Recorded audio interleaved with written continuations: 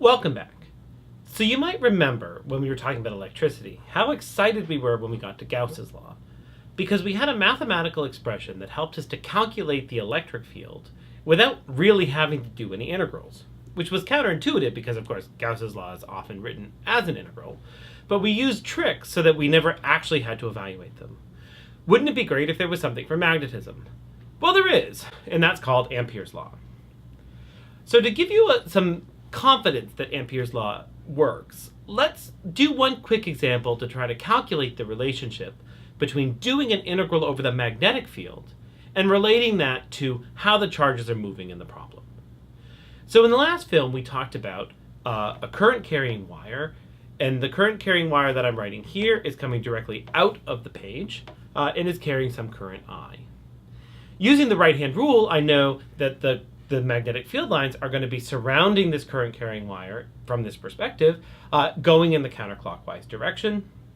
And so I can ask myself, can I take an integral around this wire flowing with the magnetic field lines? Now this is different than what we did in Gauss's law, where I was trying to construct a surface that the electric field crossed because I was trying to calculate the flux, the electric flux across that surface. Now I actually want to calculate the magnetic field along a line, right? So I'm calculating B in the direction of some path, right? So I have a path instead of a surface, and I'm trying to calculate the magnetic field along that path rather than the electric field crossing that surface. So in the case of a current carrying wire coming towards me, I have a magnetic field that's going around the circle, and it has magnitude mu naught I over 2 pi r, and it's going in the theta hat direction, at least given the coordinates that I have here, where, let's see, I'm going to put x to the right and y up, so z is in the positive, the current is in the positive z direction, but my current is, my magnetic fields are going in the theta hat direction. So now I can integrate around the entire circle, so I'm going to do the closed path integral once around the circle of b dot dl. dl is, of course, a tiny little bit of this segment, so the length of dl is going to depend on d theta, as well as how far away from the wire am I, r. So I can sort of quickly say that the integral of b dot dl is going to be integral of mu naught I over 2 pi r times dl, which is r d theta. Now, since I'm doing the closed path, and my parameterization is around theta, I can put in my limits of integration from 0 to 2 pi. And I'm left with now just the unit vectors, of course, b dot dl, b in the direction of dl, is going to be theta hat dot theta hat, which is just 1. And now this is a beautiful integral, right? Because I have a mu naught, an I, a 2 pi, and then 2 r's. The r's cancel each other out. And none of the integrand depends on theta. And so if I write this down as an answer, I have mu naught I over 2 pi. Remember, the r's canceled out. I have the integral of d theta from 0 to 2 pi, which is, of course, just 2 pi. So that 2 pi is going to cancel this 2 pi, and I'm left with this integral is equal to mu naught times I. So if I integrate around this wire, and now it didn't matter how big that radius was, it doesn't matter at what radius I do this path integral, the result of the integration of the magnetic field along that path is going to be equal to mu naught times I, times the current of that wire. And so at this point, I'm gonna slap an enclosed at the bottom, because the same way that the Gaussian surface enclosed a certain amount of charge, my Amperian path, my path that I integrated across, now has enclosed a certain amount of current. I have to be a little bit careful about the sign of this current, though, because I don't have a closed surface anymore. There is no a priori choice as to what the normal to the at a choice of the normal to the surface was well defined. Here I have just a path. Is current going to be positive or negative? Well, to get the direction of the current, I'm going to rely on a right-hand rule. So I've integrated in this case in the counterclockwise direction, which means if I curl the fingers of my right hand in the direction of the path, then my thumb is going to dictate what is a positive current. So in this case, if I'm looking at the current, I've integrated counterclockwise, which means my thumb also points at me, the current is pointing at me, therefore the current is positive. If I had done the same integral, but with the current pointing away from me, then I would have ended up with a negative current because the current was opposing the direction that I've chosen from the right-hand rule. So this relationship that the closed integral of the magnetic field along some path is equal to mu naught times the current enclosed is Ampere's law. Okay? And again, this should remind us of Gauss's law. Instead of a surface, I have a path. Instead of the charge enclosed, I have the current enclosed. I have to worry about direction because it's not a closed surface, right? And so I have to choose a direction that's going to be positive, and that direction is chosen by the right-hand rule. So solving a problem using Ampere's law basically is 4 different steps.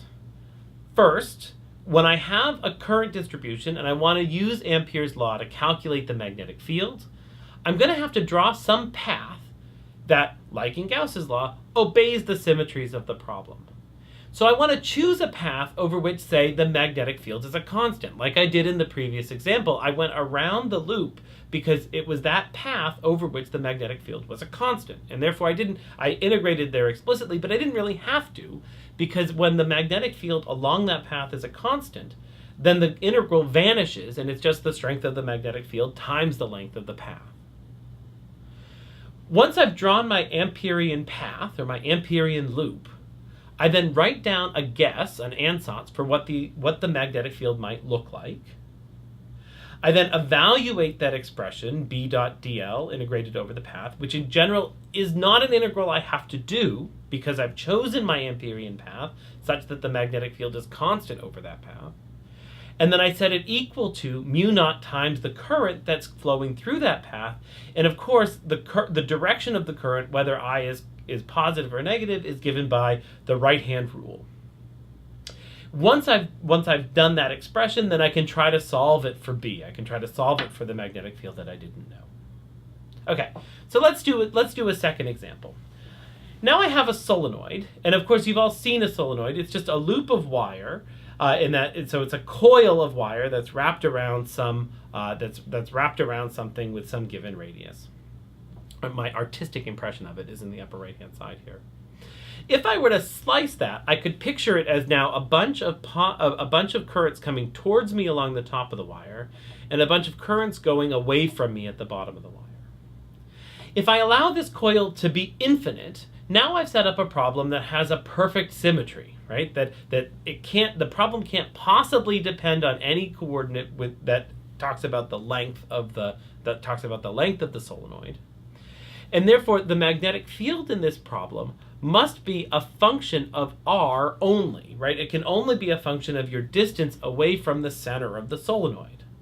It's rotationally invariant, and it can't depend on where you are along the length of the solenoid because it's infinite. And so now I can draw an Amperian loop, I can draw an Amperian path that obeys that symmetry.